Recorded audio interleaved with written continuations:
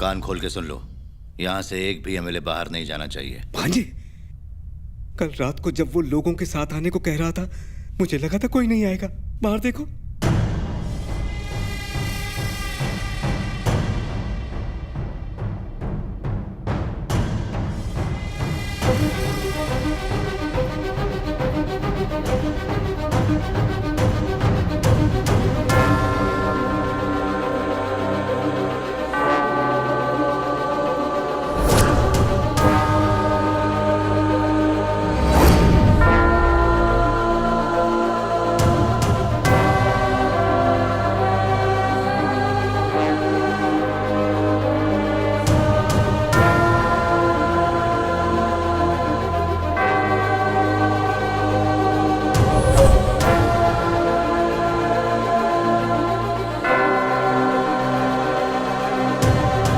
कितने लोग होंगे?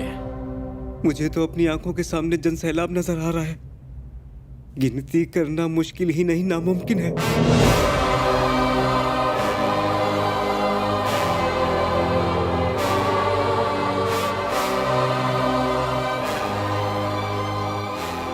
देखा, इसे कहते हैं आम आदमी की ताकत।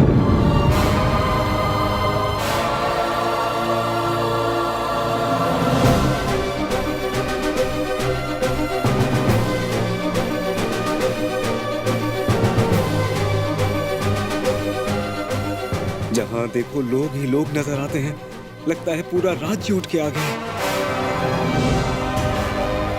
समझ में नहीं आता, ये हमारे राज्य के हैं या बाहर से मंगवाए हैं। हम तो पैसे देके भी इतने नहीं बुला पाते।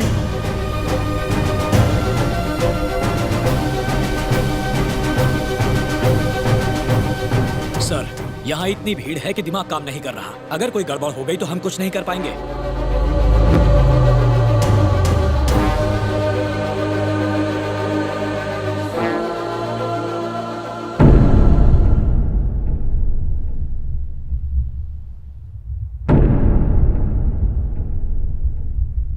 फिलहाल तो भीड़ शांत खड़ी है, लेकिन ये तूफान के पहले की शांति लग रही है।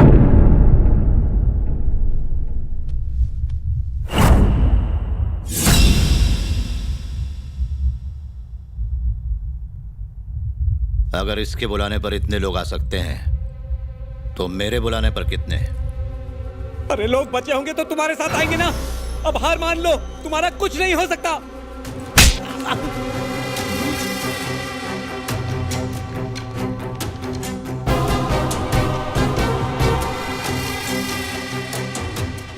जाओ जाओ, पूछ के आओ आखिर वो चाहता क्या है।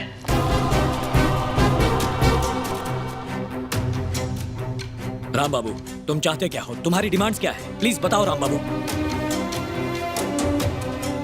बताओ। मैं तुमसे पूछ रहा हूं।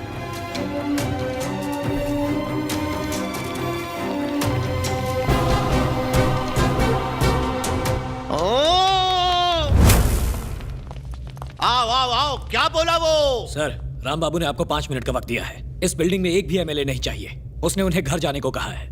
भला इसी में है कि सब यहाँ से चले जाएं। आखिर वो क्या कर लेगा? क्या कर सकता है वो?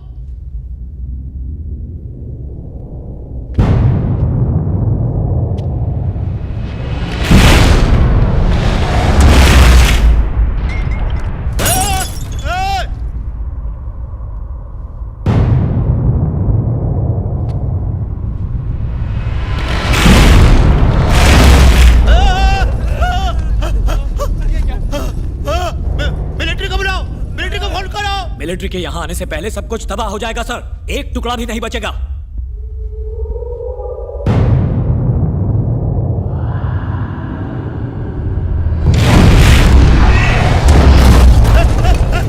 कोई कहीं नहीं जाएगा, कोई कहीं नहीं जाएगा, कोई बाहर नहीं जाएगा।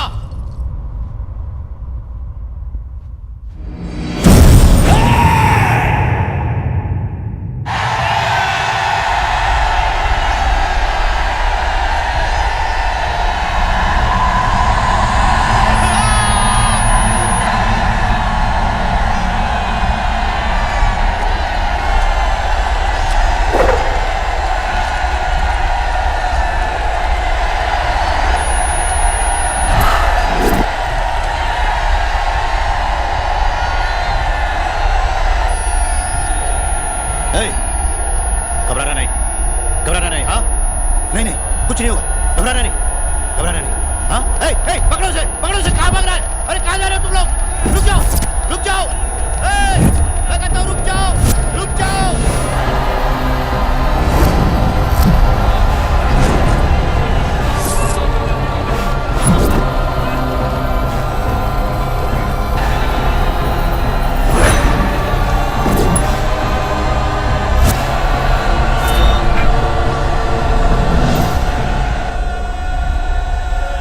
देखो, जितनी जल्दी हो सके शिंदे का मर्डर का वीडियो टेलीकास्ट कर दो, या डू इट इमीडिएटली, जल्दी करो।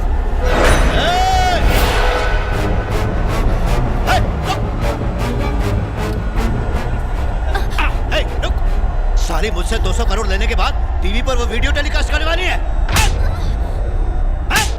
राणा शिंदे का पर्दा फाश हो गया है।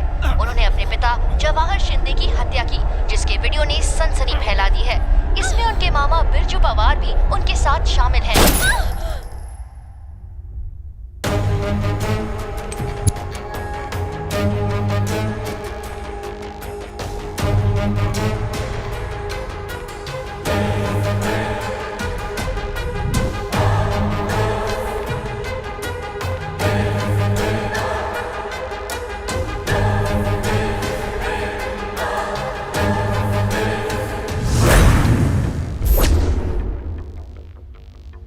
क्या बात है? क्या चाहिए तुझको? ये सब करके क्या मिलेगा? आखिर कितने पैसे चाहिए? ये राज्य हमारा है, ये राज्य हमारा है, ये राज्य हमारा है, ये राज्य हमारा है।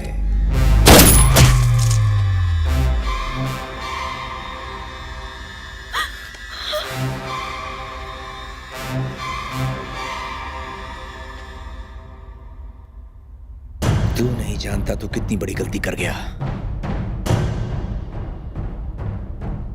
Have a safe trip. Good bye.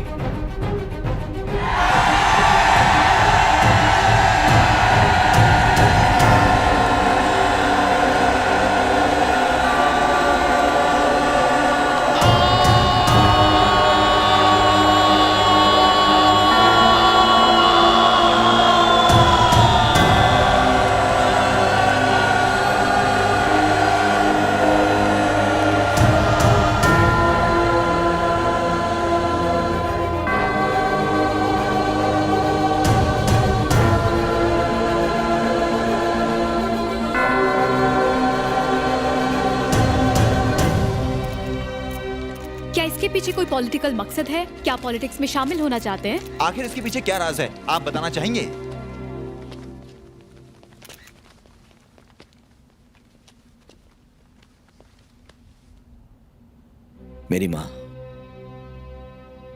मेरी माँ के साथ किसी ने गद्दारी की। वो न्याय के लिए रोती रही, लेकिन किसी ने कुछ नहीं किया। वो पागल हो गई। मैं अपनी माँ के पेट में था और उन्हें मेंटल हॉस्पिटल भेज दिया गया। मैं उसी पागल माँ का बेटा हूं। मेरे जन्म के बारे में मेरी माँ को पता तक नहीं है। वो नहीं जानती किसने मुझे नाम दिया या मैं कहां बड़ा हुआ। कहने को मैं एक लावारिस हूं, अपने पिता का नाम तक नहीं पता। मेरी माँ अब तक मेंटल हॉस्पिटल में है। आज भी वो न्याय के लिए आंसू बहाती है। ये राज्य भले ही मेरे परिवार को नजरअंदाज कर दे, लेकिन मैं इस राज्य को नजरअंदाज नहीं करूंगा।